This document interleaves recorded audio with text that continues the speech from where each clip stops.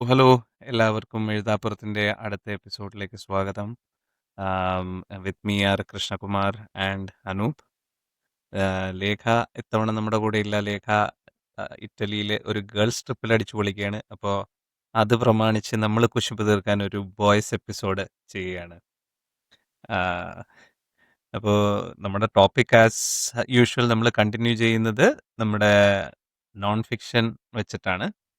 അപ്പോൾ ഇത്തവണ Anoop, may be you can start us of. Sure. ഞാൻ കുറെ ബുക്സുമായിട്ടാണ് വന്നേക്കുന്നത് വീണ്ടും. പക്ഷേ ഞാൻ പറയാൻ പോകുന്ന ആളുടെ ബുക്ക് എൻ്റെ കയ്യിൽ ഇപ്പൊ ഇല്ല.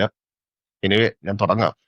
അതായത് ഞാൻ പറയാൻ ഉദ്ദേശിക്കുന്ന ആള് ഒരു ഹിന്ദുവിലൊരു ഫേമസ് ജേർണലിസ്റ്റ് ആയിരുന്നു, ഫോട്ടോഗ്രാഫർ ഒക്കെ ആയിരുന്നു. അദ്ദേഹത്തിന്റെ ഒരു ബുക്കുണ്ട്, everybody loves a good drought. അപ്പൊ അത് പരിചയപ്പെടുത്തുന്നതിന് മുന്നേ ഞാൻ ഒരു സ്റ്റോറി വെച്ചങ്ങ് തുടങ്ങാം. ഈ ഒരു സ്റ്റോറി ഒറീസയില് ഒരു ചെറിയ വില്ലേജില് ലേറ്റ് 1970s നടക്കുന്ന ഒരു കഥയാണ്. ഈ ഒരു കഥയിൽ ഇൻവോൾവ് ആയിട്ടുള്ള 5 ഏജൻസീസ് ഉണ്ട്. ഏജൻസീസ് NGOs ഉണ്ട്, ചില ഗവൺമെന്റൽ ഓർഗനൈസേഷൻസ് ഉണ്ട്, ഇൻക്ലൂഡിങ് SBI ഉണ്ടായിരുന്നു, സ്റ്റേറ്റിന്റെ തന്നെ റവന്യൂ വെറ്റിനറി ഡിപ്പാർട്ട്മെന്റ്സ് ഉണ്ടായിരുന്നു, മഫത്ലാലിന്റെ ഒരു CSR ഇനിഷ്യേറ്റീവ് ഉണ്ടായിരുന്നു.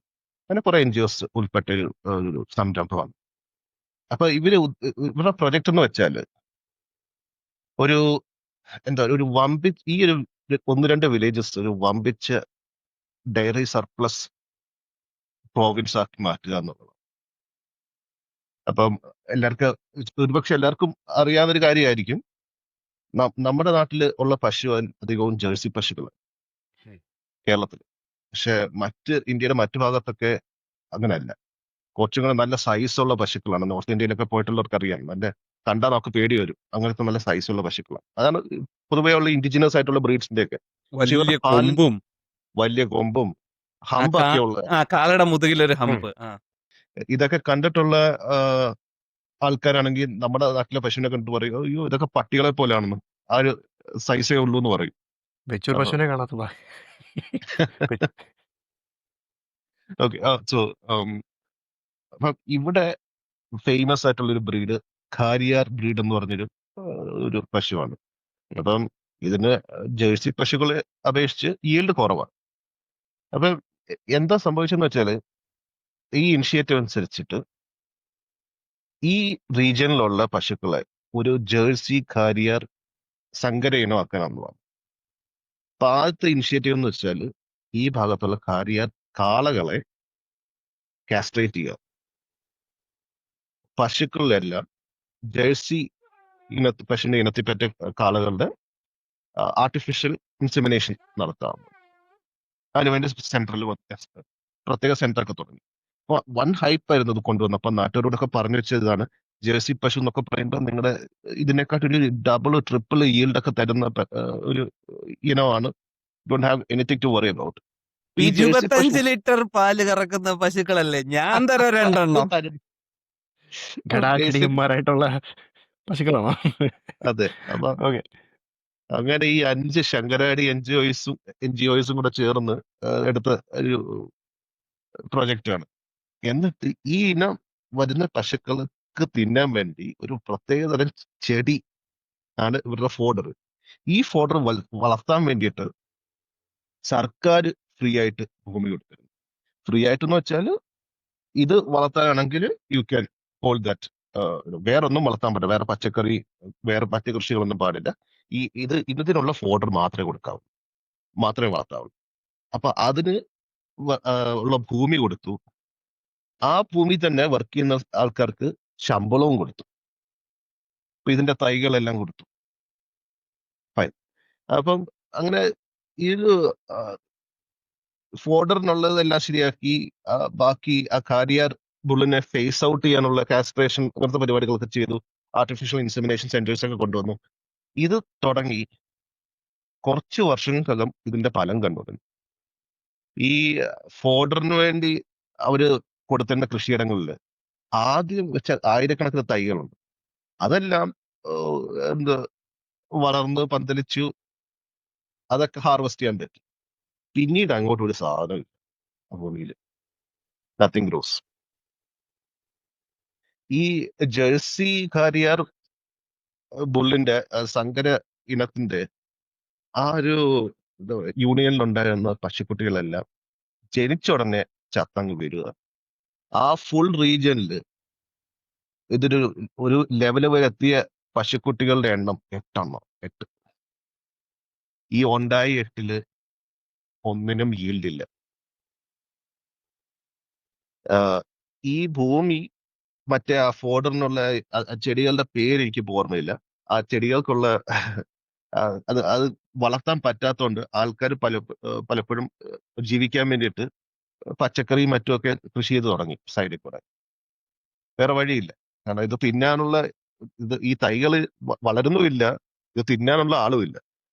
അപ്പൊ ഞങ്ങളെങ്കിലും എന്തെങ്കിലും കഴിച്ചോട്ടെ എന്ന് വിചാരിച്ചിട്ട് അവരത് പരിപാടി തുടങ്ങിയതാണ്. ഇത് തുടങ്ങിയതോടെ പതുക്കെ സർക്കാർ ആ പേരും പറഞ്ഞുകൊണ്ട് ഈ ഭൂമിയെല്ലാം തിരിച്ചു വച്ചു. അങ്ങനെ ഇത് ഒരു ടോട്ടൽ ഫെയിലർ ആയിരുന്നു. ഈ 70s അവസാനം തുടങ്ങിയിട്ട് 80s ആദ്യം വരെ ഉണ്ടായിരുന്ന ഒരു പ്രൊജക്റ്റ് ആയിരുന്നു. എന്റെ ഒരു വളരെ സാഡ് ആയിട്ടുള്ളൊരു ഭവിഷ്യത്ത് എന്ന് വെച്ചാല് ഖാരിയാർ ബുൾ എന്ന് പറഞ്ഞ ഇനം ഈ എൻറ്റയർ റീജിയനിൽ നിന്ന് തന്നെ എക്സ്റ്റിൻഡ് ആയി. പൊതുവേ ഉള്ള കുഴപ്പമെന്ന് വെച്ചാൽ നമ്മൾ ഈ ആർട്ടിഫിഷ്യൽ ആയിട്ട് ബ്രീഡ് ചെയ്തുകൊണ്ട് വരുന്നതും ഇൻഡിജിനസ് ബ്രീഡ്സും തമ്മിലുള്ള വ്യത്യാസം എന്ന് വെച്ചാൽ പലപ്പോഴും ആർട്ടിഫിഷ്യൽ ബ്രീഡ്സിന് ജീവിച്ച് പോകണമെങ്കിൽ സർവൈവ് ചെയ്ത് പോകണമെങ്കിൽ തന്നെ ഒരുപാട് ആന്റിബയോട്ടിക്സ് വേണം, സ്പെഷ്യൽ കെയർ ഒക്കെ വേണം. ഇൻഡിജിനസ് ബ്രീഡ്സിന് yield കുറവാണ്, പാലിന്റെ yield കുറവാണ്. പക്ഷേ they are very what you say resilient breeds, ആടി ഹെൽത്തി ആയിട്ടുള്ള ബ്രീഡ്സ് ആണ്. എനിവേ ഇതൊക്കെ കഴിഞ്ഞപ്പോഴാണ് ആൾക്കാർ പതുക്കെ ഈ പ്രൊജക്ടിലോട്ട് കുറച്ചും കൂടെ കാര്യമായിട്ട് ശ്രദ്ധിക്കാൻ തുടങ്ങി. This region was already a dairy surplus area. അപ്പം സ്വാഭാവികമായിട്ടുള്ള ചോദ്യങ്ങളാണ്, എന്തുകൊണ്ട് ഈ ഡയറി സർപ്ലസ് ആയിട്ടുള്ള ഡയറി സർപ്ലസ് എന്ന് പറയുമ്പോൾ ഡാൽഡ ഉണ്ടല്ലോ, നമ്മൾ പലപ്പോഴും ഗീ ആയിട്ട് ഉപയോഗിക്കുന്ന അതിന് പകരമായിട്ട് ഉപയോഗിക്കുന്ന സാധനം ഹൈഡ്രജനേറ്റഡ് ഓയിൽ എന്തോ ആണ്, ഓയിൽ, വനസ്പതി. Vegetable oil. ആ ഡാൽഡയെക്കാട്ടി വില കുറവായിട്ട് പ്യുവർ ഗീ കിട്ടുന്ന ഒരു ഏരിയ ഇന്ത്യയിൽ. So already this a dairy surplus region. ഇത് തന്നെ എന്തിനു സെലക്ട് ചെയ്തു എന്നുള്ളത്. അപ്പൊ പതുക്കെ ആൾക്കാരിനെ കുറച്ച് ഇൻവെസ്റ്റിഗേറ്റ് ചെയ്ത് തുടങ്ങിയപ്പോ ഒരു കാര്യം മനസ്സിലായി, ഈ പ്രൊജക്ട് കൊണ്ടുവന്നു കഴിഞ്ഞാൽ ഈ ഡയറി സർപ്ലസ് ആയിട്ടുള്ള സ്റ്റേറ്റ് ആണല്ലോ, അതിന്റെ ക്രെഡിറ്റ് മൊത്തം ഈ പ്രൊജക്ടിന് കിട്ടുമല്ലോ. അപ്പൊ അല്ലാതെ വേറെ നല്ല ഉദ്ദേശം കൊണ്ടൊന്നുമല്ല. പിന്നെ ഇതിന് ശേഷം വന്നൊരു CAG റിപ്പോർട്ടുണ്ട്. ആ റിപ്പോർട്ട് അനുസരിച്ച് 250 ആർട്ടിഫിഷ്യൽ ഇൻസെമിനേഷൻ സെന്റേഴ്സ് തുടങ്ങിയിരിക്കും. അതിനുവേണ്ടി 3 കോടി രൂപയാണ് അവർ ചെലവാക്കിയത്. 3 കോടി എന്ന് പറയുമ്പോൾ 70s 3 കോടിയാണെന്ന് ഓർക്കണം. പിന്നെ 16 കോടി വേറെ കാര്യങ്ങൾക്കൊക്കെ ഇതേ ഫണ്ട് ഇതിൽ നിന്ന് ഡൈവേർട്ട് ചെയ്തിട്ടുണ്ട്. അങ്ങനെ നല്ല രീതിയിൽ അഴിമതികൾ നടന്നിട്ടുണ്ട്. അവസാനമായപ്പോ ഈ 5 ഏജൻസീസും കൈ കഴുകിയൊക്കെ അങ്ങ് പോയി. പിന്നെ ഈ റീജിയൻ ഒന്ന് റിക്കവർ ചെയ്യാൻ കാലങ്ങൾ എടുത്തു. പ്രത്യേകിച്ച് ഖാരിയാർ ബുൾ എക്സ്റ്റെൻഡ് ആയെന്ന് പറഞ്ഞില്ലേ, ആ റീജിയനിൽ തന്നെ എക്സ്റ്റെൻഡ് ആയി, അതിനെയൊക്കെ റീഇൻട്രൊഡ്യൂസ് ചെയ്തിട്ട് to recover it took a long time. But ഇത് കാണിക്കുന്നതെന്ന് വെച്ചാൽ ഒരു എന്താ പറയുന്നത്, there is a lack of oversight, inefficiency, corruption.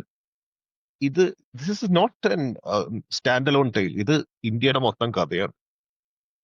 നമ്മുടെ ഓരോ ബ്യൂറോക്രസി ബാബൂസ് വന്നിട്ട് ഓരോന്ന് പ്രോമിസ് ചെയ്തിട്ട് നാട്ടുകാർക്ക് ഇതൊക്കെ പ്രോമിസ് ചെയ്തിട്ട് കൊണ്ടുവന്നിട്ട് കഴിഞ്ഞിട്ട് ഇത് അട്ടർ ഫ്ലോപ്പ് ആകുമ്പോൾ അവർക്ക് പൊടിയും തട്ടിയൊക്കെ പോകും. ചിലപ്പം കറപ്ഷൻ പോലെ ആയിരിക്കത്തില്ല, നേരെ ഒരു കാര്യം പ്രോജക്റ്റ് നേരെ ചിന്തിക്കാതെ തന്നെ ചെയ്യുന്നതാണ്. അല്ല, അത് ബേസിക്കലി ആ കാസ്ട്രേഷൻ ചെയ്തത് മറ്റേ ഇത് വർക്കായി സക്സസ് ആയി ഓഫ് സ്പ്രിങ്സ് ഉണ്ടായതിനു ശേഷമായിരുന്നെങ്കിൽ തന്നെ ഇത്രയും പ്രശ്നം ഉണ്ടാവൂലായിരുന്നു. അല്ല, അതാണ് പ്രശ്നം. ഈ കാസ്ട്രേഷൻ ചെയ്തില്ലെങ്കിൽ മറ്റേ ഇത് ഇണയരാൻ വരുമല്ലോ. അപ്പം അവർക്ക് ഉണ്ടാകുന്ന സങ്കര ഇനം പരിപാടി നടക്കത്തില്ല. അതുകൊണ്ട് ഒരു കോമ്പറ്റീഷനും വേണ്ടെന്ന് വിചാരിച്ചിട്ട് ചെയ്ത പരിപാടിയാണ്. ഇപ്പൊ ഈ ലാക്ക് ഓഫ് ഓവർസൈറ്റിന്റെ കാര്യം പറഞ്ഞില്ലേ, കഴിഞ്ഞ വട്ടം നമ്മൾ ബയോഡൈവേഴ്സിറ്റിയുടെ മറ്റേ ഇത് പറഞ്ഞല്ലോ, ഓസ്ട്രേലിയയിലൊക്കെ നവ്യ നായരുടെ ഇഷ്യൂ. അതെ. ഒരു ഡെവലപ്പിംഗ് കൺട്രി, ഡെവലപ്പിംഗ് ഇക്കോണമിയിൽ ഈ പറഞ്ഞ സാധനത്തിനൊന്നും വലിയ എന്താ പറയാ ഇമ്പോർട്ടൻസ് ഇല്ല വിലയൊന്നുമില്ല, എന്നുള്ളതാണ്. ഇല്ല. അതുകൊണ്ടാണ് ശരിയാ? ഇതൊരു കഥ. ഇതുപോലെ ഒരുപാട് കഥകൾ കാണും നമ്മുടെ ഇടയിൽ. എക്സ്റ്റിങ്ക്റ്റ് ആയി പോയ കാര്യങ്ങൾ. അപ്പൊ ഇത് ഈ ഒരു ചാപ്റ്റർ പി സൈനദിന്റെ everybody loves a good drought എന്ന് പറഞ്ഞ ബുക്കിന്റെയാണ്, നോൺ ഫിക്ഷൻ ബുക്കിന്റെയാണ്. എനിക്ക് ഭയങ്കര ഇൻട്രസ്റ്റിംഗ് ആയിട്ട് തോന്നിയിട്ടുള്ള ഒരു ബുക്കാണ് ഇത്. ഇതിനെക്കുറിച്ച് ഞാൻ അറിയുന്നതാണ് ഭയങ്കര യാദൃച്ഛികമായിട്ടാണ്. എന്റെ 2 കൊളീഗ്സ് ജേർണലിസം സ്റ്റുഡൻസ് ആയിരുന്നു. അപ്പൊ അവരാണ് ഇതിനെക്കുറിച്ച് എന്തോ അതിനെ ഡിസ്കസ് ചെയ്തപ്പോൾ യാദൃച്ഛികമായിട്ട് ഇത് വന്നതാണ്. അതിൽ നിന്നാണ് എനിക്ക് അറിയാൻ കഴിഞ്ഞത് ഇത് ഹിന്ദുവിന്റെ ഒരു ഫേമസ് ജേർണലിസ്റ്റ് ആണ്. പുള്ളി ഇങ്ങനെ ഒരുപാട് കാര്യങ്ങളൊക്കെ എഴുതിയിട്ടുണ്ടെന്നൊക്കെ ഉള്ളത് കൂടുതൽ ചോദിക്കുന്നതൊക്കെ അറിയുന്നത്. പിന്നീട് ഞാൻ ഇദ്ദേഹത്തിനെ ഫോളോ ചെയ്യാൻ തുടങ്ങി, ശ്രദ്ധിക്കാൻ തുടങ്ങി. അപ്പം ഹിന്ദു ആ സമയത്ത് ഞാൻ വീട്ടിൽ വരുത്തിയിരുന്ന പത്രം എന്ന് വെച്ചാൽ ഹിന്ദു ആയിരുന്നു. അപ്പൊ ഹിന്ദുവിൽ പിന്നീട് വന്നൊരു വളരെ രസകരമായിട്ടുള്ളൊരു ഒരു ആർട്ടിക്കിൾ ഉണ്ടായിരുന്നു. ഈ, മോൺസാൻഡോയെ കുറിച്ച് പി സൈനത്ത് എഴുതിയതാണ്. അപ്പൊ മോൺസാൻഡോ 2008 അവരൊരു ആർട്ടിക്കിൾ ടൈംസ് ഓഫ് ഇന്ത്യയിൽ ഇറക്കി. ടൈംസ് ഓഫ് ഇന്ത്യയിൽ വന്നപ്പം ഇത് ഒരു അഡ്വർടൈസ്മെന്റ് ആണെന്ന് യാതൊരു ഇൻക്ലിങ്ങും ഇല്ല. ആകെയുള്ളൊരു ക്ലൂ എന്ന് വെച്ചാൽ ആ ജേർണലിസ്റ്റ് അതിനകത്ത് പറയുന്നുണ്ട്, ഞങ്ങളുടെ ഈ ഗ്രാമത്തിലേക്കുള്ള യാത്ര ഒന്ന് സെറ്റാക്കി തന്നത് മോൺസാൻഡോ ആണ്. മോൺസാൻഡോ എല്ലാവർക്കും അറിയാം, അതൊരു ഫ്രഞ്ച് കമ്പനിയാണ്. ലോകത്ത് എവിടെയൊക്കെ ഫ്രോഡ് ഉണ്ടോ അവിടെയൊക്കെ ഇതിന്റെ പേര് എങ്ങനെയെങ്കിലും വരും. അങ്ങനത്തെ ഒരു കമ്പനി. മെയിൻലി GMO ഫുഡ്സിന്റെ ഒക്കെയാണ് അതിൽ ഇൻവോൾവ്. അപ്പം അവര് BT കോട്ടൺ എന്ന് പറഞ്ഞൊരു പുതിയ സംഭവം തുടങ്ങിയതിന്റെയാണ്. ഈ സ്- ഏഹ് ഈ ഒരു അവരുടെ ഒരു BT കോട്ടൺ ആ പ്രൊഡക്റ്റ് വന്ന ശേഷം ഈ രണ്ട് ജില്ലയുണ്ട്. ആ 2 ജില്ലയിലെ ആൾക്കാർക്ക് ഭയങ്കര പ്രോസ്പെരിറ്റി എന്നൊക്കെ പറഞ്ഞുകൊണ്ടാണ് ന്യൂസ് വന്നത്. അപ്പൊ അതിനകത്ത് ഗ്രാമവാസികളുണ്ട്. ഗ്രാമവാസികള് ഗ്രാമത്തിലെ പല ബിൽഡിങ്സിന്റെയും വീടുകളുടെ ഫ്രണ്ടിൽ നിന്നുള്ള ഫോട്ടോസ് ഒക്കെ ഉണ്ട്. അവരൊക്കെ എന്തൊക്കെയോ രേഖകളൊക്കെ പിടിച്ചുകൊണ്ട് നിന്ന് നല്ല ഭയങ്കര സന്തോഷത്തോടെ നിൽക്കുന്ന ഫോട്ടോസ് ഒക്കെ ഉണ്ട്. അപ്പൊ ഇത് നമ്മൾ വായിച്ചു നോക്കുമ്പോൾ ഓക്കെ, ഗ്രേറ്റ്. ഇത് ശരിയാണ്, GMO ഫുഡ് ഒരു ഇനിഷ്യേറ്റീവ്. കുറച്ച് ആ സമയത്ത് നമ്മൾ ഭയങ്കര സംശയത്തോടെ നോക്കിക്കൊണ്ടിരിക്കുന്ന ഒരു സംഭവമാണ് GMO ഫുഡ്സ്. അപ്പൊ ഇങ്ങനെ കുറെ ആർട്ടിക്കിൾസ് ഒക്കെ വന്നത്. ഇത് മൊത്തത്തിലൊരു വൈറ്റ് വാഷിംഗ് പരിപാടിയാണ്. 2008 ഇറങ്ങിയെന്ന് ആലോചിക്കണം. ഇത് കുറച്ചുകൾ കഴിഞ്ഞപ്പോ ഉണ്ടല്ലോ, 2011 ഇതേ സാധനം വീണ്ടും ഇറങ്ങി ടൈംസ് ഓഫ് ഇന്ത്യയിൽ. രണ്ടാമത് ഇറങ്ങി കഴിഞ്ഞപ്പം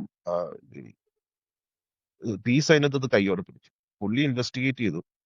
അവരുടെ ഒരു ആർട്ടിക്കിളുള്ള ഒരു ക്യാച്ച് ഫ്രൈസ് എന്ന് വെച്ചാൽ BT കോട്ടൺ വന്ന ശേഷം ഇവിടെ ഇതുവരെ ഒരു കർഷക ആത്മഹത്യ നടന്നിട്ടില്ലെന്ന്. സൈനതും വേറെ കുറെ ആക്ടിവിസ്റ്റുകളൊക്കെ കണ്ടുപിടിച്ചു. ഇത് വന്ന ശേഷം അവർ ആ പറയുന്ന കാലാവധി തന്നെ 14 കർഷക ആത്മഹത്യകൾ നടന്നിരുന്നു. ഒരുപക്ഷെ ആ സമയത്തുള്ള ആത്മഹത്യകളുമായിട്ട് തട്ടിച്ചു നോക്കുമ്പോൾ ചിലപ്പോൾ ഇത് വലിയൊരു സംഖ്യ ആയിരിക്കില്ല. പക്ഷെ അവർ പറഞ്ഞ മൊത്തം കള്ളമാണ്. വേറെ രസമായിട്ടുള്ള കാര്യം എന്ന് വെച്ചാൽ ഈ എടുത്തേക്കുന്ന ഫോട്ടോസ് മൊത്തം ഈ 2 വില്ലേജസിലെ അല്ല, ഇവിടെ തൊട്ടടുത്തുള്ള മറ്റു വില്ലേജസിലെ. ഇവിടുത്തെ വില്ലേജസിനെ അവിടെ കൊണ്ടുപോയി ഫോട്ടോ എടുത്തു. അതാണ് ലോജിക് എന്ന് പറയും. എന്നിട്ട് ഇതിനകത്ത് കാണിച്ചിരുന്ന വില്ലേജസിന്റെ ഡീറ്റെയിൽ ഇന്റർവ്യൂ പുള്ളി എടുത്തു. പല ആൾക്കാർക്കും ഭയങ്കര വരുമാനം ഉണ്ടെന്ന് ഫസ്റ്റ് ലേഖനത്തിലുണ്ടായിരുന്നു. അവരുടെ വരുമാനം വേറെ മറ്റു മാർഗങ്ങളിൽ കൂടാണ്. ഒരു ഫാർമർ ഉണ്ടായിരുന്നു, പുള്ളി കൃഷി നടത്തുന്നുണ്ട് ശരിയാണ്. പക്ഷെ പുള്ളിയുടെ വരുമാനത്തിന് 80% വരുന്ന പുള്ളിയുടെ ഒരു LIC ഏജന്റ് ആയതുകൊണ്ടാണ്. അതൊക്കെ മനഃപൂർവ്വം മറച്ചു പിടിച്ചിട്ട് ഒരു സ്റ്റോറി ടൈംസ് ഓഫ് ഇന്ത്യ ഉണ്ടാക്കിയത്.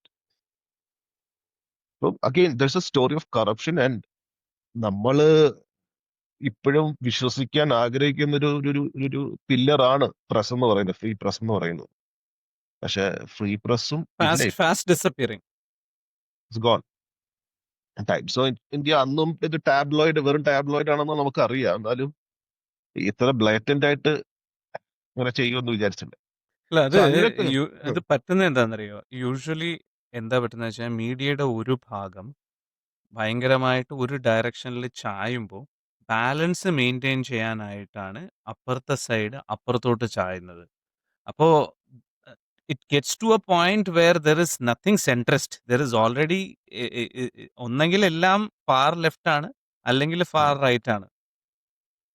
അതാണ് നമുക്കിപ്പം ഫാക്ട് ഇല്ല, ഒപ്പീനിയൻസ് മാത്രമേ ഉള്ളൂ. Either you have a narrative and a counter narrative. അതാണ് എന്ന് വെച്ച് കഴിഞ്ഞാൽ media should present the facts and let the reader make an informed decision. അതിന് പകരം ഈ ഒപ്പീനിയൻ തൊള്ളയിലേക്ക് കുത്തി ഇറക്കി വിടുന്നതാണ് ഇപ്പോഴത്തെ പ്രധാനപ്പെട്ട പ്രശ്നം. സത്യം. ഇപ്പോൾ അത് ന്യൂസ് കഴിഞ്ഞിട്ട് ഒരു ഡിസ്കഷൻ ഉണ്ടല്ലോ, 4 കോളം ചർച്ചയുണ്ടല്ലോ എല്ലാ പ്രാവശ്യം.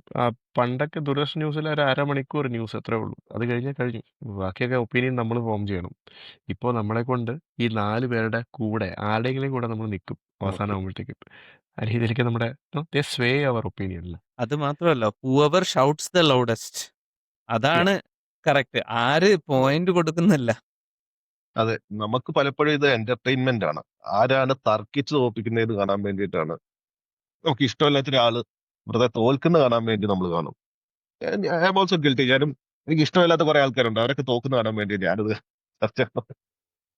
അപ്പൊ അങ്ങനെ കുറച്ച് സംഭവങ്ങളുണ്ട്. ഇത് പറഞ്ഞപ്പോ ഒരു കാര്യം കൂടെ ആഡ് ചെയ്യണം. ഈ സൈനത്ത് എന്ന് പറയുന്ന journalist he's a very eminent personality. Ramon Magsaysay അവാർഡൊക്കെ കിട്ടിയതാണ്. പത്മശ്രീ കിട്ടിയിട്ട് പുള്ളി അത് തിരസ്കരിച്ച വ്യക്തിയാണ്. കിട്ടിക്കഴിഞ്ഞപ്പോ പുള്ളി പറഞ്ഞു there should be no back and forth give and take between government and a journalist എന്ന് പറഞ്ഞു. അതായത് ഗവൺമെന്റ് ഒരു പുരസ്കാരം കൊടുക്കുകയാണെങ്കിൽ journalist can feel inducted to them, may go soft on criticism. So എനിക്ക് പത്മശ്രീ വേണ്ടെന്ന് പറഞ്ഞ ആളാണ്. സോ ഈസ് അതെങ്ങനെ ആ പ്രാഞ്ചിയേട്ടന് എടുത്ത് കൊടുത്താൽ മതിയായിരുന്നു.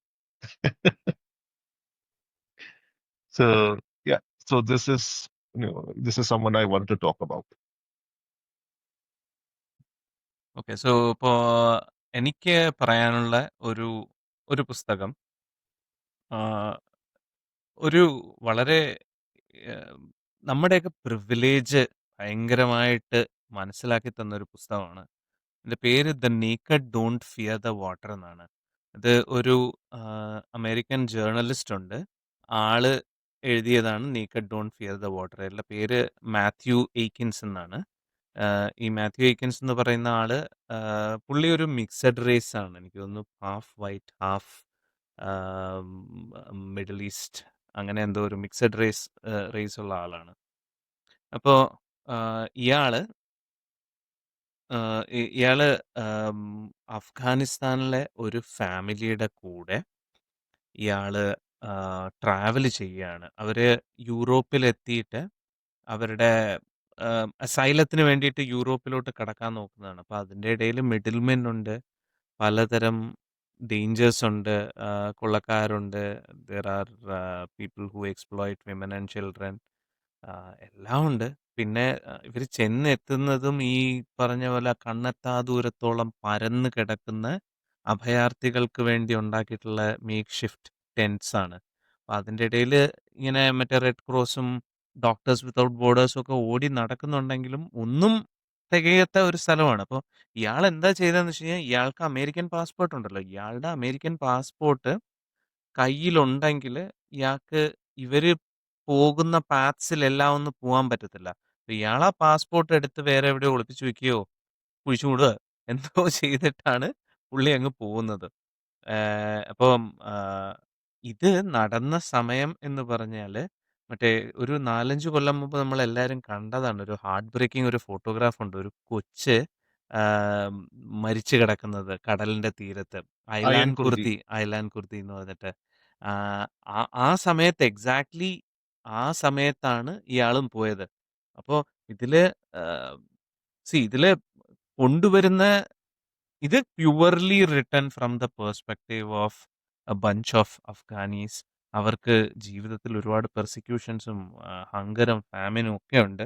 അവര് അത് രക്ഷപ്പെടാൻ വേണ്ടിയിട്ട് അവരുടെ ഫാമിലി മെമ്പേഴ്സിന് ഒരു ബെറ്റർ ഫ്യൂച്ചർ ഉണ്ടാവാൻ വേണ്ടിയിട്ടുമാണ് ഇവർ പോകുന്നത്.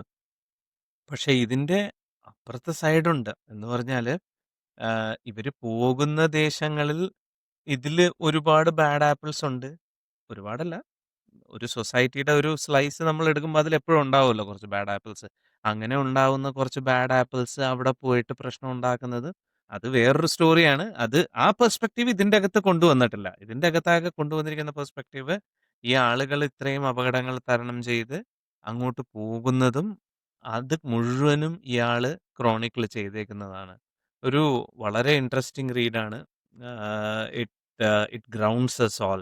കാരണം ഇങ്ങനൊരു കോൺഫ്ലിക്റ്റും പട്ടിണിയും യുദ്ധവും നാട് വിട്ട് ഓടേണ്ടി വരുന്ന അവസ്ഥയും ഇല്ലാത്ത ഒരു സിറ്റുവേഷനിൽ നമ്മളെല്ലാവരും നമ്മുടെ ലൈഫ് ടൈം സ്പെൻഡ് ചെയ്യുക എന്ന് പറയുന്നത് ഒരു ഒരു പ്രിവിലേജ് തന്നെയാണ്.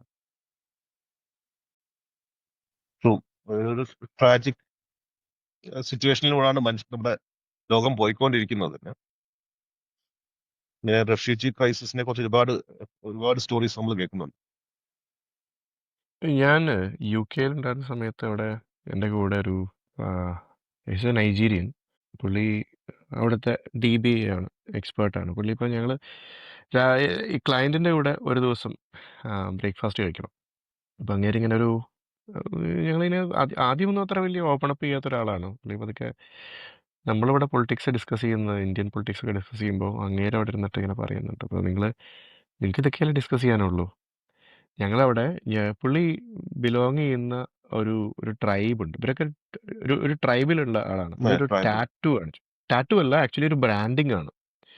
അതായത് പണ്ട് പുള്ളിയുടെ പിടിച്ചുകൊണ്ട് പോയിട്ട്, അത് കുട്ടികളായിരുന്നപ്പോൾ അവർ കുറേ പേരെ കൊണ്ടുപോയിട്ട് ഇതുപോലെ, അത് സ്ലേവറി ആണോ എന്താണെന്നറിയില്ല, അവർ കൊണ്ടുപോകും, കുറേ പേരെ കൊണ്ടുപോകും. മിക്കവാറും സെമി കാനിബലിസ്റ്റിക് ആയിട്ടുള്ള ആളുകളൊക്കെ ഉണ്ടെന്നാണ് പറയുന്നത് അതിനിടയിൽ.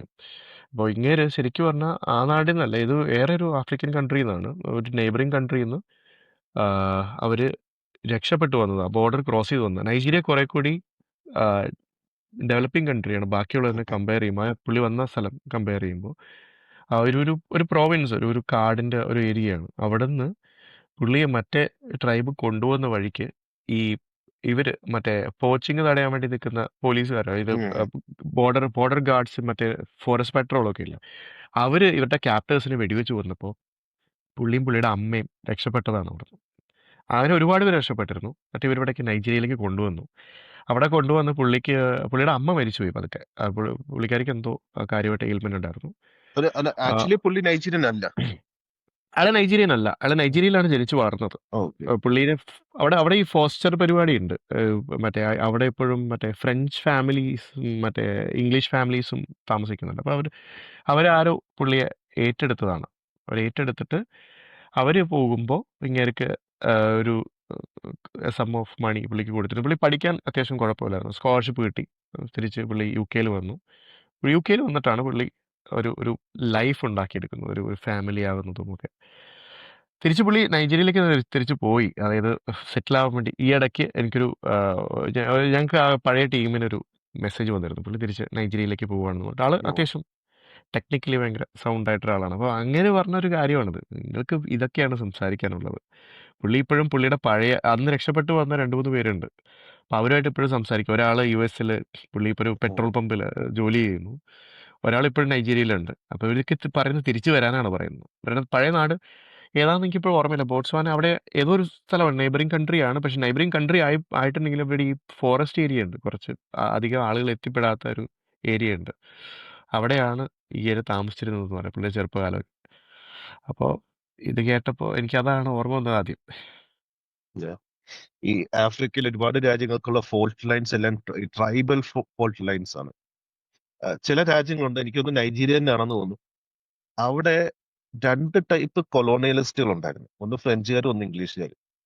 അതിന്റെ ഫലമായിട്ട് ഒരു ഇംഗ്ലീഷ് സ്പീക്കിംഗ് പോപ്പുലേഷനും ഉണ്ട്, ഒരു ഫ്രഞ്ച് സ്പീക്കിംഗ് പോപ്പുലേഷനും ഉണ്ട്. ഇവര് തമ്മിൽ അടിയുണ്ട്. അതാണ് ഏറ്റവും രസം. 2 groups of the same people fighting each other over a colonial language. Nigeria എനിക്ക് കുറച്ചും കൂടെ ഡെവലപ്ഡ് രാജ്യമാണ്, may be compare to other African nations. അവിടെ നിന്നുള്ള ആൾക്കാരുമായിട്ടൊക്കെ സംസാരിക്കുമ്പോൾ നമുക്ക് അങ്ങനെ ഒരു ഫീലിംഗ് ആക്കി കിട്ടുന്നത്, ഏകദേശം ഇന്ത്യയെ പോലെ. There are cities which are well developed, and there are areas like our മറ്റേ cowbell. ഷിമിമാണ്ട ഗോസെ അഡിച്ചെ എന്ന് പറഞ്ഞിട്ടൊരു റൈറ്റർ ഉണ്ട്. പുള്ളിക്കാരത്തെ നൈജീരിയൻ ആണെന്ന് തോന്നുന്നു. പുള്ളിക്കാരത്തിയുടെ ഒരു സ്പീച്ച് ഉണ്ടായിരുന്നു, the dangers of single story എന്ന് പറഞ്ഞിട്ട്. അപ്പോൾ അതിൽ ടെഡ് ടോക്ക് ആയിരുന്നു. അപ്പോൾ അതിൽ പുള്ളിക്കാരത്തെ പറയണം, പുള്ളിക്കാരത്തി നൈജീരിയൻ ആണെന്നാണ് എൻ്റെ ഓർമ്മ. അപ്പോൾ പുള്ളിക്കാരത്തി US എന്തോ പഠിക്കാൻ എന്തോ പോയപ്പോൾ കോളേജിലെ റൂംമേറ്റ് ഇവള് പാട്ട് കേൾക്കുന്നുണ്ട് ചോദിച്ചെന്ന്, നിങ്ങളുടെ ട്രൈബൽ സോങ്സ് എനിക്കും കൂടെ കേൾക്കാൻ തരുമോന്ന്. അപ്പോൾ പുള്ളിക്കാരത്തി മൈക്കിൾ പറഞ്ഞു, ജാക്സൺ മൈക്കിൾ ജാക്സൺ എന്നാ മരിയ കേറിയായിരുന്നു.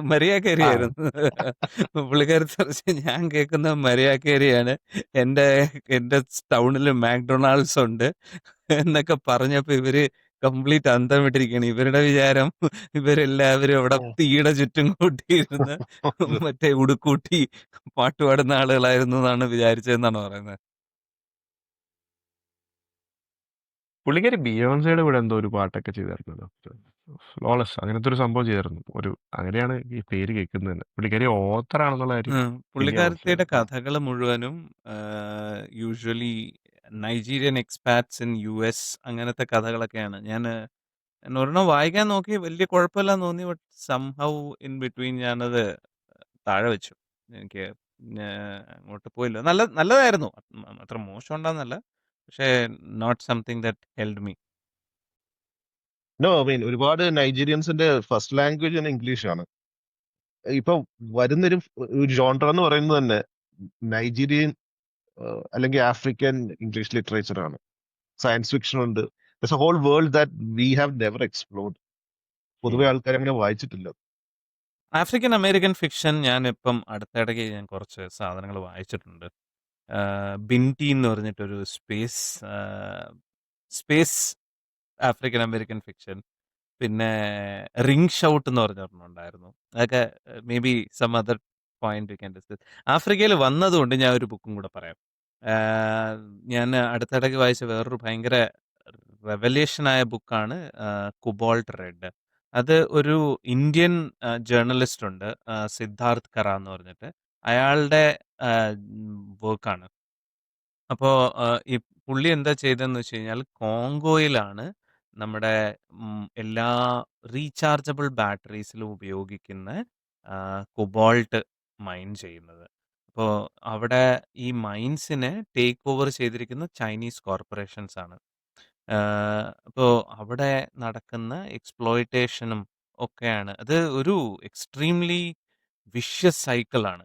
എന്ന് വെച്ച് കഴിഞ്ഞാൽ, ഈ മൈനിൽ പണിയെടുത്തില്ലെങ്കിൽ ഇവർക്ക് അവിടെ വേറെ ഒന്നുമില്ല. വേറെ കാര്യമായിട്ട് വരുമാന മാർഗ്ഗമൊന്നുമില്ല. മൈനിൽ പണിയെടുത്തു കഴിഞ്ഞാൽ ഒരു ദിവസം $1 ഓറാണ് അവർ കളക്ട് ചെയ്യുന്നത്. ഈ മൈൻസ് വളരെ അശാസ്ത്രീയമാണ്. ഈ വാൾസ് ഒന്നും സ്റ്റെബിലൈസ്ഡ് ഒന്നുമല്ല. അപ്പൊ അതിൻ്റെ അകത്ത് ആളുകൾ ഈ $1 ഒക്കെ വെച്ച് കളക്ട് ചെയ്ത് കഴിഞ്ഞാൽ പിള്ളേരെ സ്കൂളിൽ വിടാം. അതിനു വേണ്ടിയിട്ടാണ് ഇവർ ഈ മൈൻസിൽ പോയി വർക്ക് ചെയ്യുന്നത്. The irony is that the same parents who are working to keep the kids away from the mines die or get injured in the mines, and the children end up working in the mines. അപ്പോൾ ഇതിൽ നിന്നുള്ള കൊബോൾട്ടാണ് companies like apple, Tesla എല്ലാത്തിലും പോകുന്നത്. ഇപ്പം നമ്മുടെ apple ഫോണിലൊക്കെ എന്ന് പറഞ്ഞു കഴിഞ്ഞാൽ ഒരു വളരെ കുറച്ച് കൊബോൾട്ട് മാത്രം മതി. പക്ഷെ ഒരു ടെസ്ലയുടെ റീചാർജബിൾ ബാറ്ററിയിൽ ഒരുപാട് കൊബോൾട്ടാണ് പോകുന്നത്.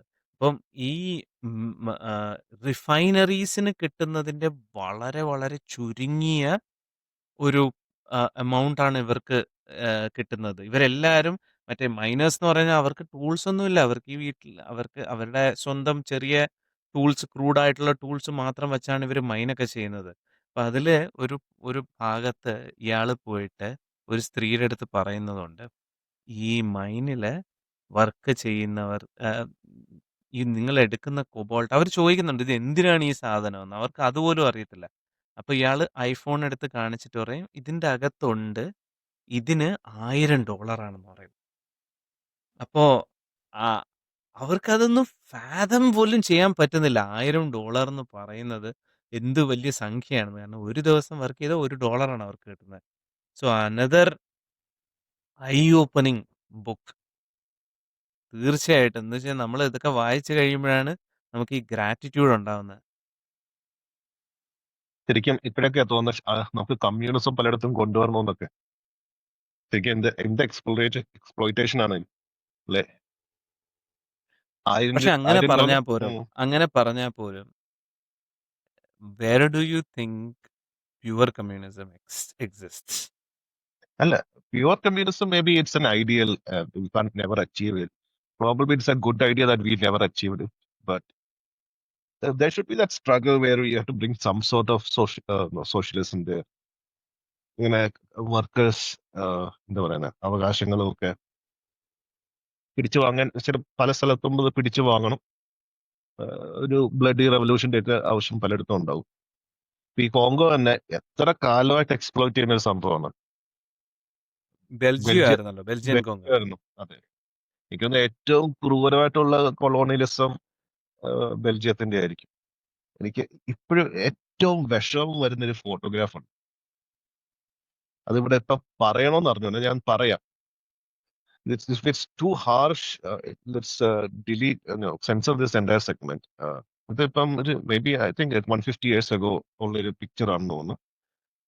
അവിടെയുള്ള ഈ ആഫ്രിക്കൻസിനെ, നോർമൽ കോങ്കോളീസ് ആഫ്രിക്കൻസിനെ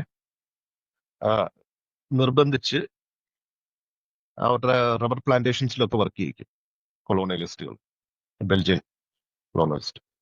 അപ്പം അന്നത്തെ കോട്ട തികച്ചില്ലെങ്കിൽ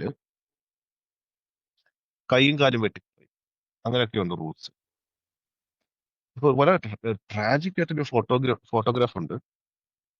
ഒരു വർക്കർ, പുള്ളി രാവിലെ വർക്ക് ചെയ്യാൻ പോരാൻ, പുള്ളിയുടെ കോട്ട തികച്ചില്ല.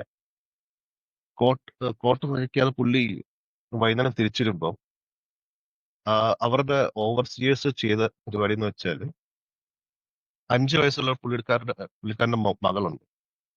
ആ കൊച്ചിന്റെ കൈയും കാലും വെട്ടി അയാളുടെ ഫ്രണ്ടിൽ വെച്ചേക്കുകയാണ്. പക്ഷേ ആ കുട്ടിയെ കൊന്നു കാനിബലൈസ് ചെയ്തു. ഓവർസിയേഴ്സും ആഫ്രിക്കൻസും ആണ്. ആൻഡ് അത് നോക്കി നിൽക്കുന്ന അച്ഛന്റെ ഒരു ഫോട്ടോഗ്രാഫ് ഉണ്ട്. ഇറ്റ്സ് ലൈക്ക് എന്താന്ന് അറിഞ്ഞൂടാ. I don't know how to, എങ്ങനെ വിവരിക്കാൻ പറ്റുമെന്ന് അറിയില്ല. That is horrible. അതാണ് ഈ എന്താ പറയണേ, പല സ്ഥലത്തും ഈ കോൺകറേഴ്സിനെയും കൊളോണിയലിസ്റ്റിനേക്കാളും ഡേഞ്ചറസ് എന്ന് പറയുന്നത് മിഡിൽ സ്വന്തം മാൻ. ആളുകൾക്ക് ഒരു അധികാരം കൊടുത്തിരിക്കുന്നതാണ്. അവരാണ് അതിനേക്കാളും കൂടുതൽ ചൂഷണം ചെയ്യുന്നത്. പണ്ട് ഒരു മലയാളം സിനിമ ഉണ്ടായിരുന്നു, ഓർമ്മയുണ്ടോന്ന് അറിയില്ല, ഒരേ തൂവൽ പക്ഷികൾ എന്ന് പറഞ്ഞിട്ട്. ഇല്ല. അതില് ആദ്യം കാണിക്കുന്നത് ബ്രിട്ടീഷുകാരുടെ ക്രൂവൽറ്റീസ് ഒക്കെയാണ്. ആളുകൾ ദി ഗോ ത്രൂ എവറിഥിങ്. അത് കഴിഞ്ഞിട്ട് ഈ ബ്രിട്ടീഷുകാർ പോയി കഴിയുമ്പോൾ നാട്ടിലെ ലോക്കൽ ലീഡർമാര് അതേ ക്രൂവൽറ്റീസ് കണ്ടിന്യൂ ചെയ്യുന്നത്. അങ്ങനെ ഒരു സിനിമ പണ്ട് കണ്ടതാണ്. അതങ്ങനെയാണ്. പക്ഷെ ഈ സംഭവം ഇനേബിൾ ചെയ്യിച്ചത് കൊളോണിയലിസ്റ്റുകളാണ്. ഒരു സിസ്റ്റം ഉണ്ടാക്കി കൊടുത്തതും. കാരണം they don't care about the welfare, about the people they are exploiting. അപ്പൊ അങ്ങനെ സിറ്റുവേഷൻ ഉണ്ടാക്കിയത് അവരാണ്. അപ്പം they can't be entirely free from that. ഒരു ഇൻസെന്റീവ് സിസ്റ്റം ഈ മിഡിൽ മെൻ ഉണ്ടാക്കി കൊടുത്തതൊക്കെ അവരാണ്. അഗൈൻ ഇത് നമ്മള് കൊളോണിസ്റ്റ് ബെൽജിയൻസിനെ മാത്രം കുറ്റം പറയേണ്ട കാര്യമില്ല. കാര്യം എന്ന് വെച്ചാൽ it's not a race issue, it's a man on man exploitation. അതുകൊണ്ടാണ് I'm proud of this fact. HSRA ഇല്ലേ, ഭഗത് സിംഗും ആസാദും ഒക്കെ വർക്ക് ചെയ്ത ഓർഗനൈസേഷൻ. അപ്പൊ അവരൊരു ക്ലിയർ ആയിട്ട് പറയുന്നുണ്ട് അവരുടെ മാനിഫെസ്റ്റോയില്, we are not fighting to remove the white man, we are fighting to remove the brown man who exploits us also. അപ്പൊ അങ്ങനെ so anyway, but it's all enabled by colonialism. I think നമ്മൾ മാറി മാറി പോകുന്നു. We should go back to Africa. അല്ല, I mean it's all relevant, right? At the end of the day, it is not just about what books we read, it's about what we learn from these books. Exactly. Right. അനൂപിന്റെ അടുത്ത book തുടങ്ങിക്കോ. എന്റേത് അധികവും history തന്നെയാണ്. പലപ്പോഴും history എന്ന് പറയുമ്പോഴേ history എങ്ങനെ form ചെയ്തു എന്നുള്ള ഒരു സംഭവം ഉണ്ടല്ലോ, ഹിസ്റ്റോറിയോഗ്രഫി എന്ന് പറയും. ഇപ്പം നമ്മുടെ അമേരിക്കയിലൊക്കെ ഉള്ളൊരു വലിയ ഡിബേറ്റ് എന്ന് വെച്ചാൽ റിലീജിയൻ കാരണമുള്ള ഡിബേറ്റ്. അവർ സയൻസിന്റെ പുറത്താണ് അവരുടെ ഡിബേറ്റ്സ് മൊത്തം. ലൈക്ക് ക്രിയേഷനിസം ആണോ എവല്യൂഷൻ ആണോ വലിയ സംഭവം. ഇന്ത്യയിൽ ആ വിഷയം ഹിസ്റ്ററിയിലാണ് വരുന്നത്. ഞങ്ങൾ ആര്യന്മാര് വെളിയിൽ നിന്ന് വന്നതാണോ, ഇതിനകത്തുള്ളതാണ്, ഞങ്ങളുടെ മതം ഇവിടത്തെയാണോ അതോ വെളിയിൽ നിന്ന് വന്നതാണോ, ആ ഒരു ചോദ്യമാണ്. അപ്പം അങ്ങനത്തെ കുറെ നെറേറ്റീവ്സ് ഇങ്ങനെ വരുമ്പം ഇപ്പൊ രണ്ട് ഭാഗത്തുള്ളവരും ആശ്രയിക്കുന്ന ഹിസ്റ്ററി ബുക്സും ഹിസ്റ്റോറിയൻസിനൊക്കെ തന്നെ. രസം എന്ന് വെച്ചാൽ രണ്ടുപേരുടെയും പോയിന്റ് പ്രൂവ് ചെയ്യുന്നതും ഹിസ്റ്ററിയാണ്. ഇപ്പം ഒരു ഉദാഹരണം പറയുകയാണെങ്കിൽ may be right wing Hindu പറയാണ് ഔറംഗസീബ് എന്തോ 1,00,000 ഹിന്ദുസിനെ ഇന്ന സ്ഥലത്ത് വെച്ച് കൊന്നു. പുള്ളി പ്രൂഫായിട്ട് കൊണ്ടുവരുന്ന ചിലപ്പോൾ ഔറംഗസീബ് തന്നെ എഴുതിയ അല്ലെങ്കിൽ പുള്ളിയുടെ ക്വാർട്ടേഴ്സ് എഴുതിയ ഒരു രേഖയായിരുന്നു. Now that proves his point. അപ്പൊ ഹിസ്റ്റോറിയോഗ്രഫി എന്ന് വെച്ചാല് ഹൗ അതിന്റെ ഒരു ബേസ് എന്ന് വെച്ചാൽ how do we read historical documents? That's a question. Aurangzeb അങ്ങനെ എഴുതി, okay fine, but he wants to portrait himself as a ghazi. അപ്പൊ പുള്ളിക്ക് എക്സ്ട്രാ പുള്ളി അങ്ങ് ഇടും. ഈ 1,00,000 പേരെ കൊന്നു എന്ന് പറയുമ്പോൾ ഭയങ്കര ക്രെഡിറ്റ് ആണ് ആ കാലത്ത്. കാരണം ഈ പുള്ളി എഴുതിയ ഈ സംഭവം പുള്ളി വേറെ കാലിഫറ്റിനും ബാക്കി അടുത്തുള്ള ഇസ്ലാമിക് എംപയേഴ്സിനൊക്കെ അയച്ചെടുക്കും. ഞാൻ ഇന്ന് ഇത്ര ഇൻഫിഡൽസിനെ കൊന്നു എന്ന് പറഞ്ഞ് അയച്ചു. അപ്പം പുള്ളിക്ക് ഇവിടെ അത് അങ്ങനെ ചെയ്തൊരു റിവോൾട്ട് ഉണ്ടാക്കേണ്ട കാര്യം ഇല്ല. ഉണ്ടാക്കില്ലെന്നല്ല പറയുന്നത്. ചിലപ്പോൾ ഈ കണ്ടംപററി സോഴ്സസ് എടുക്കുമ്പോൾ ഈ ഒരു ഡോക്യുമെന്റ് ഇറങ്ങിയ സമയത്തുള്ള വേറെ കണ്ടംപററി ആയിട്ടുള്ള സോഴ്സസ് തപ്പി നോക്കുവാണെങ്കിൽ ചിലപ്പോൾ അതിലൊന്നും ഇതിനെക്കുറിച്ച് കൊടുത്തിട്ടുണ്ടാവില്ല. ഇത് ഇങ്ങനെ ഒരു സിറ്റുവേഷൻ ഉണ്ടാകാനുള്ള കാരണം ഒരു റിവോൾട്ട് ഉണ്ടായിരുന്നോ അതിനുള്ള പ്രൂഫ് ഒന്നും ഉണ്ടാകും. അപ്പൊ അതിൽ നിന്നാണ് ഹിസ്റ്റോറിയൻസ് മനസ്സിലാക്കുന്നത് ഇങ്ങനെ ചുമ്മാ ജാടയടിച്ചാണ്. അതാണ് ഹിസ്റ്റോറിയോഗ്രഫി. അവിടാണ് ഹിസ്റ്റോറിയോഗ്രഫി വരുന്നത്. ഇതിന്റെ ഏറ്റവും രസമായിട്ടുള്ള ഒരു സ്റ്റോറി ഞാൻ പറയാം, വെൽ നോൺ സ്റ്റോറി ഞാൻ പറയാം. നമുക്ക് എല്ലാവർക്കും അറിയുന്ന സ്റ്റോറിയാണ് പൃഥ്വിരാജിന്റെ മുഹമ്മദ് ഗോറിയുടെ സ്റ്റോറി. കാരണം സിനിമയൊക്കെ ഈയിടെ വന്നിരുന്നു അക്ഷയ് കുമാറിന്റെ. ഓക്കെ, അപ്പം നമുക്കറിയാൻ നമ്മൾ കേട്ടിട്ടുള്ള സ്റ്റോറി എന്താണ്? ഈ പൃഥ്വിരാജ് മുഹമ്മദ് ഗോറി 11 വട്ടോ അല്ല, എത്രയോ അത് വട്ടോ തുടങ്ങുന്നത് അയാളുടെ അമ്മായിയച്ഛനാണല്ലോ മുഹമ്മദ് ഗോറിയായിട്ട് കൂട്ട് പിടിക്കുന്നത്, മറ്റേ സംഘം ഇത്രയെ കെട്ടിക്കൊണ്ടുവന്നതിന്. ആ ഉം. ഉണ്ട് അതുകൊണ്ട് അത് എല്ലാം ഞാൻ കവർ ചെയ്യാം. അത് അപ്പം വേറൊരു കഥയാ. എല്ലാം കവർ ചെയ്യാം. അപ്പം ഒരു സ്റ്റോറി എന്ന് വെച്ചാൽ ഒരു സംഭവം എന്ന് വെച്ചാൽ ഇതാണ്, പുള്ളി 11 വട്ടോ എങ്ങാണ്ട് അതോ 16 വട്ടോ എന്തോ നല്ലൊരു നമ്പറാണ്. 17 വട്ടം വന്നിട്ട് 18ാമത്തെ വട്ടം എന്തോണ് പിടിച്ചത്, തോപ്പിച്ചത്.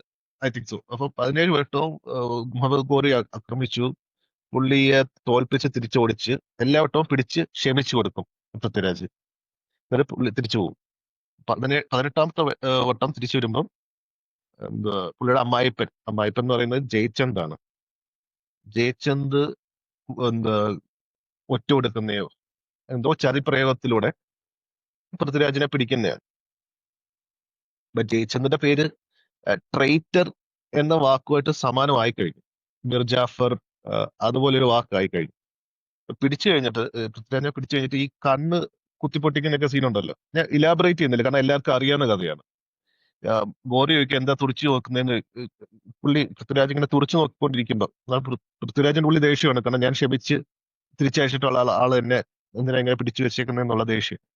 ഈ തുറച്ചുകൂട്ടം കണ്ടിട്ട് സഹിക്കാൻ വയ്യാതെ കണ്ണ് രണ്ടും കുത്തിപ്പൊട്ടി. പിന്നെയാണ് ചാന്ദ് ബർദായി എന്ന് പറയുന്ന കവി വന്നിട്ട് സുൽത്താനോട് പറയും ഇങ്ങനെ ഭയങ്കര അമ്പെയ്ത്തുകാരനാണ്, പൃഥ്വിരാജ് നല്ല അമ്പെയ്ത്തുകാരനാണ്, പുള്ളിക്ക് ശബ്ദം കേട്ട്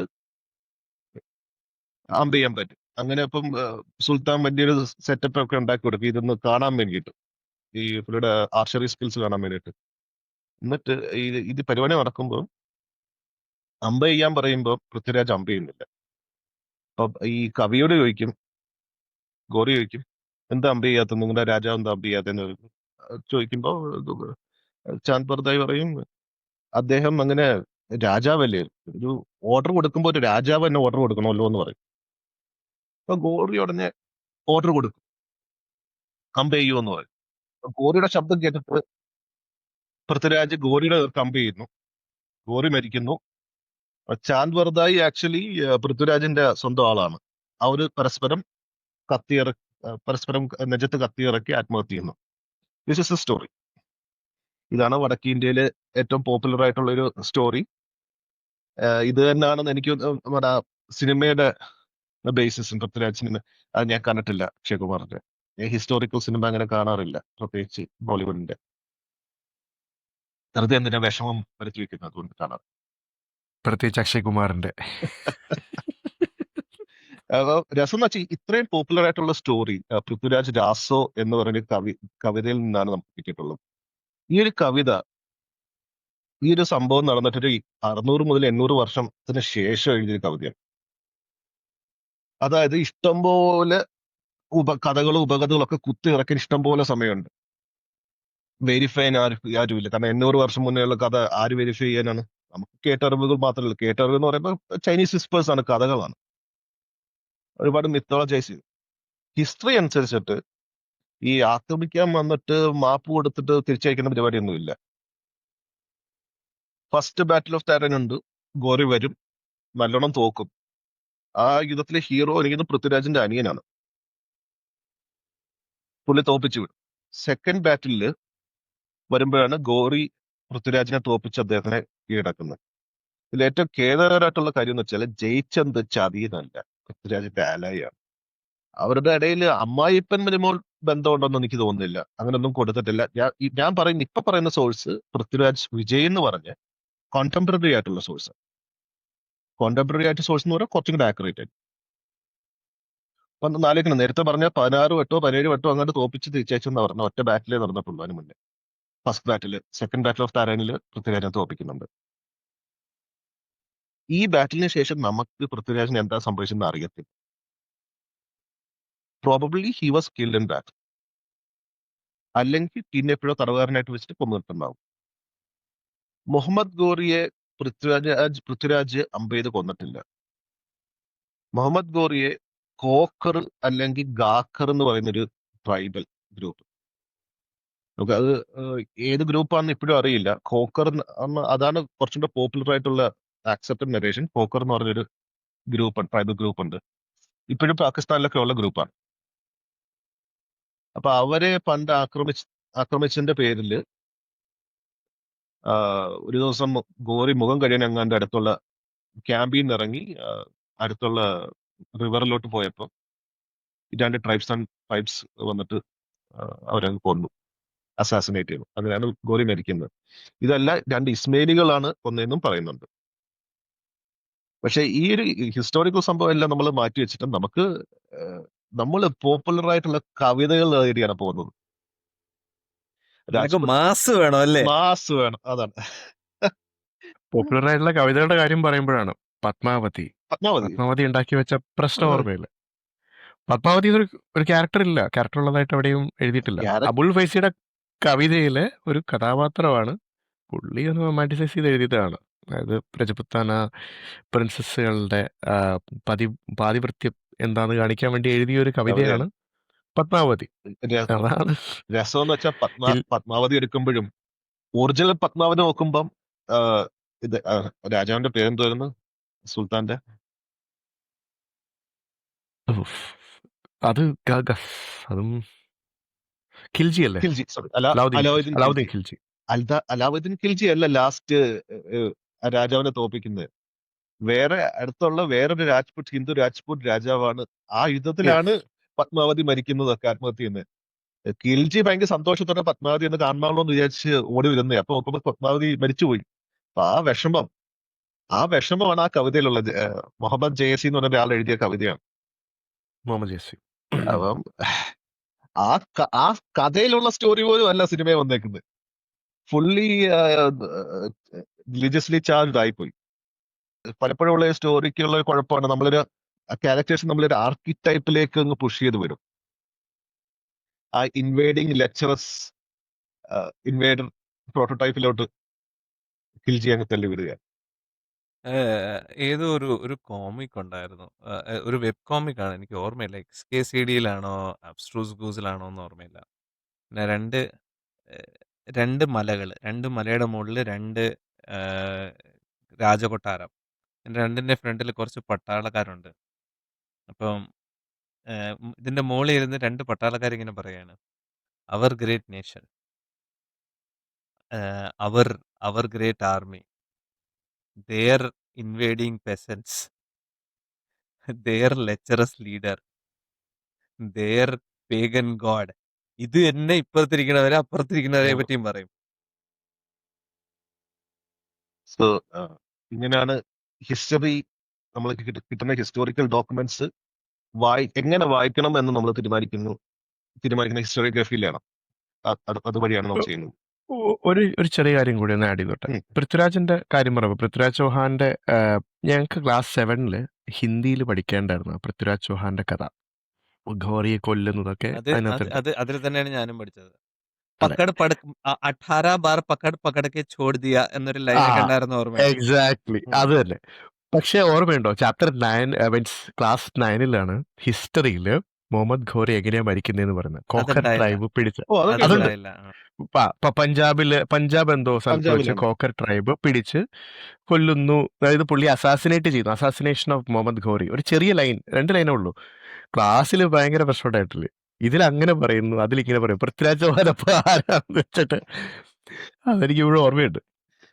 രസകരമായിട്ടുള്ള സംഭവം എന്ന് വെച്ചാല് ഈ കോക്കർമാരാണ് കൊന്നതെന്നുള്ളത് ആ ലൈൻ സ്ട്രോങ് ആയിട്ട് വിശ്വസിക്കുന്ന പാകിസ്ഥാനിലുള്ളവരാണ്. ഈ കോക്കർ ട്രൈബ് കംപ്ലീറ്റ്ലി മുസ്ലിം ഇസ്ലാമിലേക്ക് കൺവേർട്ട് ചെയ്തിട്ട് അവരുടെ ട്രൈബ് ഉള്ളത് പാകിസ്ഥാനിലാണ്. അവർ കറക്റ്റ് ആയിട്ട് വിശ്വസിക്കുന്നുണ്ട് ഞങ്ങളുടെ ട്രൈബ്സിലെ ആൾക്കാരാണ് ഗോറിയെ കൊന്നത്. ഭയങ്കര സന്തോഷത്തോടെ ഭയങ്കര പ്രൈഡായിട്ട് അവർക്ക് കൊണ്ടു നടക്കുന്ന ഒരു സംഭവമാണ്. പക്ഷെ ഇവിടെ ഇന്ത്യയിൽ നമ്മൾ കൂടുതലും കേൾക്കുന്ന കഥ ഇതാണ്, പൃഥ്വിരാജ് ഒന്നു അല്ല അല്ല എനിവേസ് ഒരു ഫുട് നോട്ട് കൂടി ചിലപ്പോൾ NCERT ടെക്സ്റ്റിലെ സിലബസ് ഒക്കെ മാറിക്കാണും. ഇപ്പോൾ എല്ലാം എഡിറ്റ് ചെയ്യുന്ന സമയമാണ്. അപ്പോൾ ചിലപ്പോൾ ഇത് ഉണ്ടാവില്ലായിരിക്കും. ഇപ്പോൾ ഈ കവിതയിലുള്ള സാധനമായിരിക്കും ചിലപ്പോൾ ഹിസ്റ്ററി ടെക്സ്റ്റിൽ പഠിക്കുന്നത്. നമ്മൾ അങ്ങനെയാണല്ലോ അല്ല നമ്മൾ. കവിതയുള്ള സംഭവമാണ് പണ്ടേ മുതലേ ഉള്ളത്. അതെ അല്ല അതാണല്ലോ സത്യം. എന്ന് പറഞ്ഞാല് ഓൾവേസ് ഈ പോപ്പുലർ ലോർ ആണ് Popular. കൂടുതലും ഹിസ്റ്ററിയെക്കാളും ആളുകൾക്ക് ഓർമ്മയിരിക്കുന്നത്. കാരണം ഹിസ്റ്ററി അധികം ആരും വായിക്കുന്നില്ല. അപ്പൊ അൺബയാസ്ഡ് വേർഷൻ ഈ പറഞ്ഞ പോലെ ഞാൻ മറ്റേ വജനാട്ടിലെ വേതാളങ്ങൾ വായിച്ചപ്പോ അതില് ഒരു ഭാഗമുണ്ട് മറ്റേ ഉമയമ്മ റാണിയുടെ 6 മക്കളെ വെള്ളത്തിൽ മുക്കി കൊന്നിട്ടുള്ളത്. അങ്ങനെ ഒന്നും നടന്നിട്ടില്ല എന്നാണ് ഉമയമാർ ഹിസ്റ്റോറിയൻസ് പറയുന്നത്. മക്കളില്ല. ആ, അപ്പൊ അപ്പൊ അങ്ങനത്തെ ഈ പറഞ്ഞ പോലെ ഒരു ലോറിൽ നിന്നും നമ്മൾ ഉണ്ടാക്കിയ ഫിക്ഷൻ പറഞ്ഞ് അത് ആക്ച്വൽ ആകുന്നു. നമ്മൾ പലപ്പോഴും കേൾക്കുന്നതാണ് ഒരു വരിയാണ്, history is written by the victors, no it's written by the side with the best poets. അതാണ് സത്യം. എനിവേ ഇത് ഇത്രയും പറഞ്ഞത് ഹിസ്റ്ററിയോഗ്രഫിയെ കുറിച്ച് പറയാനൊക്കെയാണ്. ഞാനൊരു ഇൻട്രൊഡക്ഷൻ കൊടുക്കാൻ വേണ്ടിയിട്ടാണ് ഞാൻ പറഞ്ഞത്. അപ്പോ അപ്പോൾ നല്ലൊരു കോൺവെർസേഷൻ ആയിരുന്നു. നമ്മൾ ഒരു ബ്രേക്ക് എടുക്കുകയാണ്. അടുത്ത എപ്പിസോഡിൽ വീണ്ടും കാണാം. അതുവരേക്കും this is Sandeep, Krishnakumar and Anoop signing off. By.